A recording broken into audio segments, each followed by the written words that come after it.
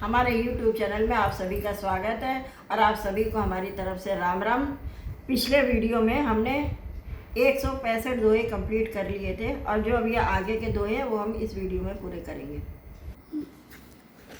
होई विप्रवस कवन विधि कहूँ कृपा कर सोऊ, तुम तज दीन दयाल निज होत न देखूँ को।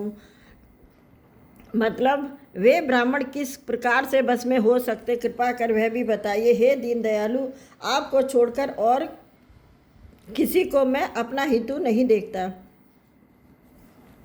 सुन रबिवे जतन जग माई, कष्ट साध पुनि होई कि नाई है। एक अति सुगम उपाय तहा परंतु एक कठिनाई। मतलब तपस्वी ने कहा, हे राजन सुनो, संसार में उपाय तो बहुत है पर वे कष्ट साध्य बड़ी कठिनता से बनने में आते हैं और इस पर सिद्ध हो या ना हो उसकी सफलता निश्चित नहीं है। हाँ, एक उपाय बहुत सहज है परंतु उसमें भी एक कठिनता है। मम अधीन जुगत सोई, मोर जाव तब नगर न होई। आज लगे अर अबते भय जबते भयऊँ, काऊ के ग्रह ग्राम न गयूँ। अर्थात हे राजन, वह युक्ति तो मेरे हाथ है पर मेरा जाना तुम्हारे नगर में नहीं हो सकता। जब से मैं पैदा हूँ तब से आज तक मैं किसी के घर अथवा गांव में नहीं गया हूँ। जो न आऊँ तब होई अकाज, बिना आई असमंजस आजू। सुनि महिष बोले मृदवानी, नाथ निगम असनीत बखानी।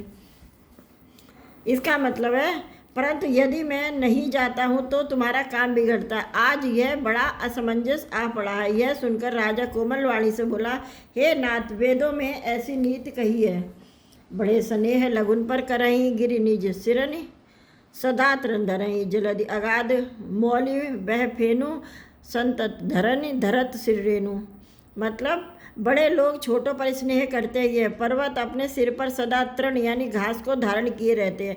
अगाध समुद्र अपने मस्तक पर फेन को धारण किए रहते हैं और धरती अपने सिर पर सदा धूल को धारण किए रहती है।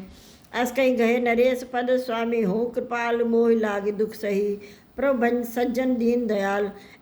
मतलब ऐसा कहकर राजा ने मुनि के चरण पकड़ लिए और कहा, हे स्वामी कृपा कीजिए, आप संत है, दीन दयालु आता, हे प्रभु मेरे लिए इतना कष्ट अवश्य सही है। जान नृपई आपन अधीन आधीना, बोला तापस कपट प्रवीणा। सत्य कहे भूपति सुनि तो जग नाहिन दुर्लभ कचमोई। इसका मतलब है, राजा को अपने अधीन जानकर कपट में प्रवीण तपस्वी बोला, हे राजन सुनो, मैं तुमसे सत्य कहता हूँ, जगत में मुझे कुछ भी दुर्लभ नहीं है। अवश्य काज में करे हूँ तोरा, मन तन वचन भगत तय मोरा। जो जुगत मंत्र प्रभाव, फलई तवई जब करिए दुराऊ। यानी मैं तुम्हारा काम अवश्य करूँगा क्योंकि तुम मन वाणी और शरीर तीनों से मेरे भक्त हो। पर योग युक्ति तप और मंत्र का प्रभाव तभी भलीभूत होता है जब वे छिपा कर किए जाते हैं। जो नरेश में करो रसोई, तुम पर सो मोई जान न कोई। अन्न सो जोई जोई भोजन करही, सोई सोई तब आय सो अनुसरही। अर्थात हे नरपति, मैं यदि रसोई बनाऊं और तुम उसे परोसो, मुझे कुछ जानने ना पावे तो उस अन्न को जो खाएगा सो तुम्हारा आज्ञाकारी बन जाएगा। पुन तिनके ग्रह जेवई जो हूँ, तब बसोई भूप सुन सोहूँ। जाय उपाय रचो नृप एहू, संवत भरि संकल्प करे हूँ।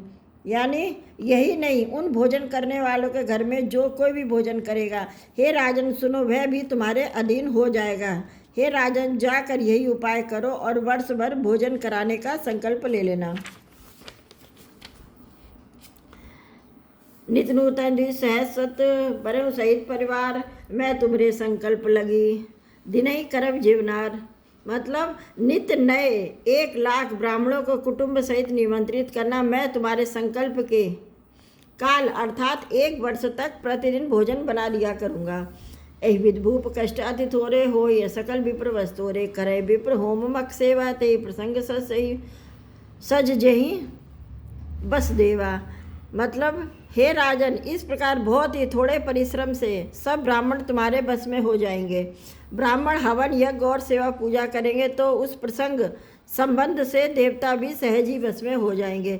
और एक तो कहूँ लखाऊ, मैं यही बेस न आबहूँ काऊ, तुमरे उपरोहित कहूँ राया, हरि आनव मैं कर निज माया। मतलब मैं एक और पहचान तुमको बताए देता हूँ कि मैं इस रूप में कभी नहीं आऊँगा। हे राजन, मैं अपनी माया से तुम्हारे पुरोहित को हर लाऊंगा। तब बलते ही करी आप समाना, रख्यो यह बरस पकवाना। मैं धरतास बेस सुन राजा, तब भी तोर सवार अब काजा। मतलब तप के बल से उसे अपने समान बनाकर 1 वर्ष तक यहाँ रखूँगा। हे राजन सुनो, मैं उसका रूप बनाकर सब प्रकार से तुम्हारा काम सिद्ध करूँगा। गहनिस बहुत शयन अब कीजिए, मोहि तो भेरू भूप भेंट दन दीजिए। मैं तपबल तो ही सुरख समेता, पहुँचे सोवत ही निकेता। मतलब हे राजन, रात बहुत बीत गई है, अब सो जाओ। आज से तीसरे दिन मुझसे तुम्हारी भेंट होगी। तप के बल से मैं घोड़े सहित तुमको सोते ही मैं घर पहुंचा दूंगा। मैं आओ सोई बेस उधरी, पहचाने हूँ तब मोई, जब एकांत बुलाई सब कथा सुनावो तोई।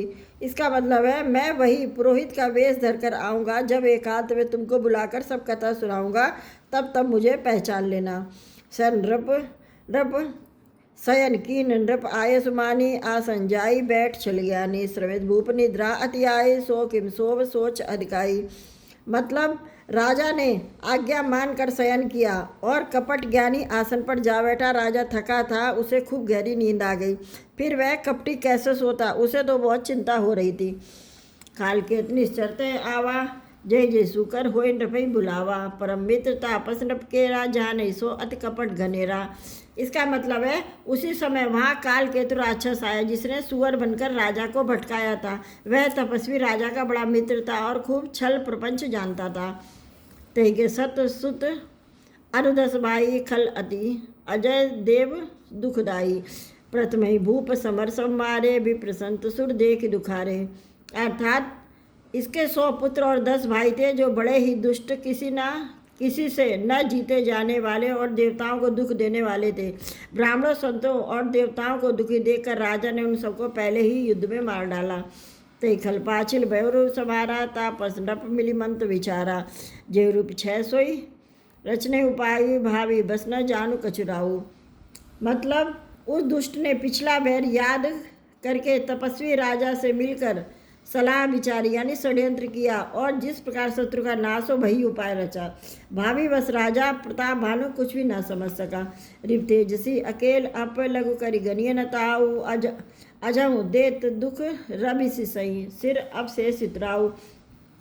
अर्थात तेजस्वी शत्रु अकेला भी हो तो उसे छोटा नहीं समझना चाहिए। जिसका सिर मात्र बचा था वह राहु आज तक सूर्य चंद्रमा को दुख देता है। तापस नृप निज सकई निहारी, हरस मिले उठ भय सुखारी, मित्र कई सब कथा सुनाई, जात धान बोला सुख पाई। मतलब तपस्वी राजा अपने मित्र को देखकर प्रसन्न हो उठकर मिला और सुख हुआ। उसने मित्र को सब कथा कह सुनाई। तब राक्षस आनंदित होकर बोला, अब साधु रूप सुनो नरेशा, जो तुम कीन मोर उपदेशा, परिहर सोच रहो तुम सोई, बिन औषध भी आदि विधि खोई। इसका मतलब है हे राजन सुनो, अब तुमने मेरे कहने के अनुसार इतना काम कर लिया, तो अब मैंने शत्रु को काबू में कर ही लिया समझो।